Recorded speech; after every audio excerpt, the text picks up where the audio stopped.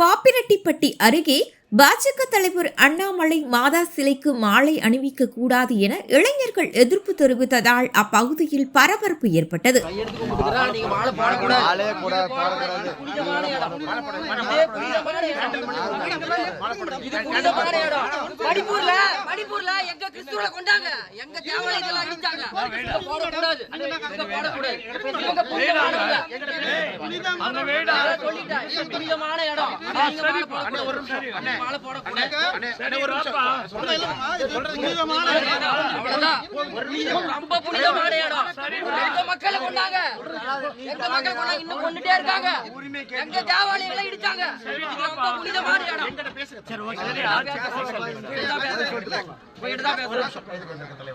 தர்மபுரி மாவட்டம் பொம்மிடி அருகே உள்ள பள்ளிப்பட்டியில் பாஜக தலைவர் அண்ணாமலை இன்று எண் மண் எண் மக்கள் தலைப்பில் நடைபயணம் மேற்கொண்டார்.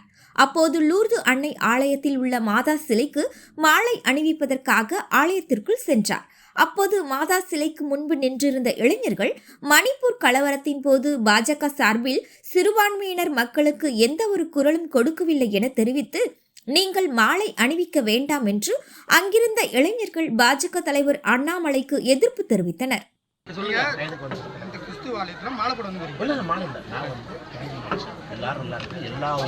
எல்லாரும் நல்லா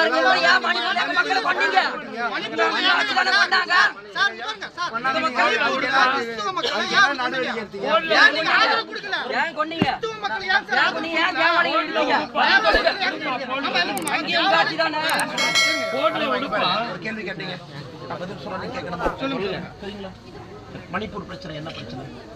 கிறிஸ்துவ பிரச்சனை கிடையாது. அது எந்த பிரச்சனையா இருந்தாலும் சரி, மக்களை கொண்டது தப்பு, தேவாலயம் இடிச்சது தப்பு. சொல்றது கேளுங்க. ரெண்டு ட்ரைபலுக்கான பிரச்சனை. ஒருத்தருக்கு வந்து எஸ்டி அந்தஸ்து, ஷெட்யூல் ட்ரைபல், ஒருத்தருக்கு எஸ்டி அந்தஸ்து கொடுக்க கூடாது. சரியா ராஜா? ஹைகோர்ட் என்ன சொல்லுது? ஒருத்தருக்கு எஸ்டி ஸ்டேட்டஸ் கொடு அப்படின்னு. எஸ்டி ஸ்டேட்டஸ் ஆல்ரெடி இருக்கிறவங்க பழங்குடியினத்தில் இருக்கிறவங்க கொடுக்கக்கூடாதுன்னு சொல்றாங்க. கல்வி பேருக்கு சண்டை, ரெண்டு இனம் சண்டை போட்டு, ரெண்டு இனம் எனக்கு சண்டை போட்டு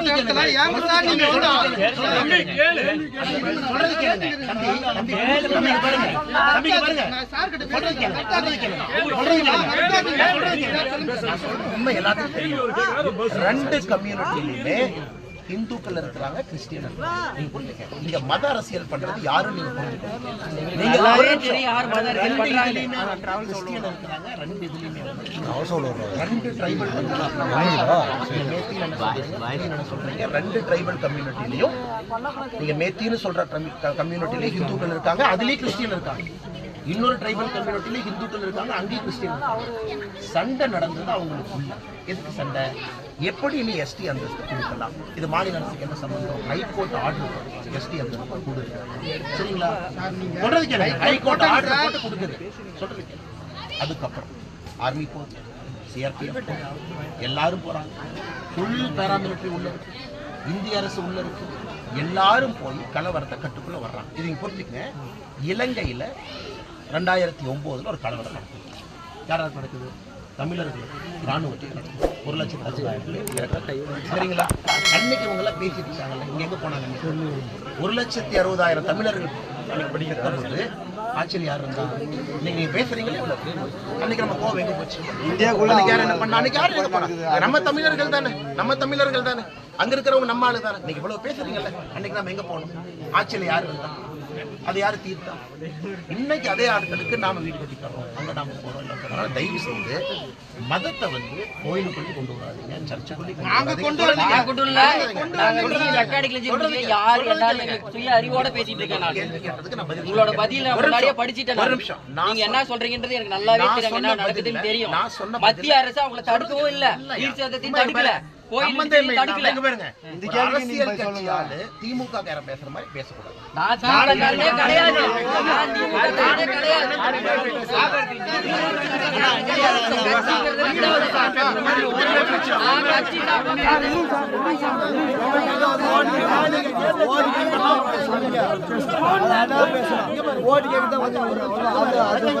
கட்சி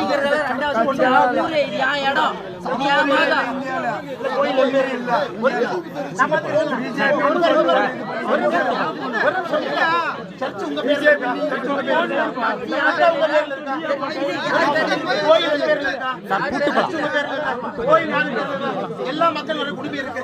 அடுத்து உங்களுக்கு என்ன உரிமை இருக்கு? எனக்கு உரிமை இருக்கு. இப்ப நான் 10,000 மக்கள் தர்ணா பண்ண என்ன பண்ணுவீங்க? 10,000 பேர் தர்ணா பண்ண என்ன பண்ணுவீங்க? ஐயா 10,000 பேர் தர்ணா பண்ண என்ன பண்ணுவீங்க? கார்த்தி வா கார்த்தி.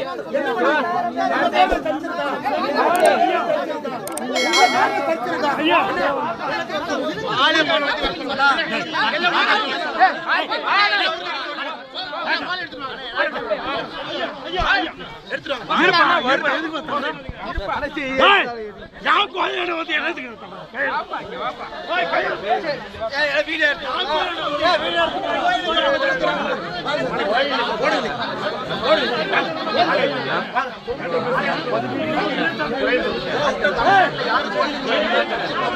மாலைங்களா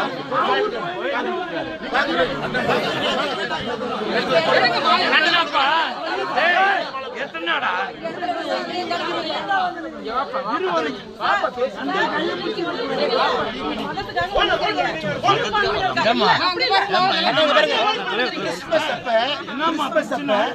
ஒரு ஃபாதரோட போய் நான் கிறிஸ்துமஸ் கொண்டாடுறேன்.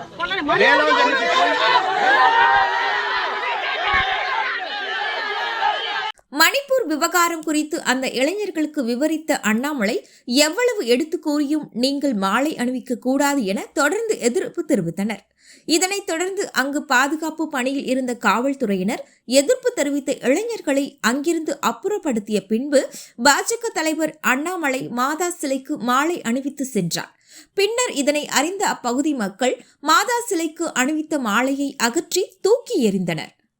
என் மண் என் மக்கள் தலைப்பில் நடைப்பயணம் மேற்கொண்ட பாஜக தலைவர் அண்ணாமலை மாதா சிலைக்கு மாலை அணிவிக்க கூடாது என இளைஞர்கள் எதிர்ப்பு தெரிவித்ததால் அப்பகுதியில் பரபரப்பு ஏற்பட்டது.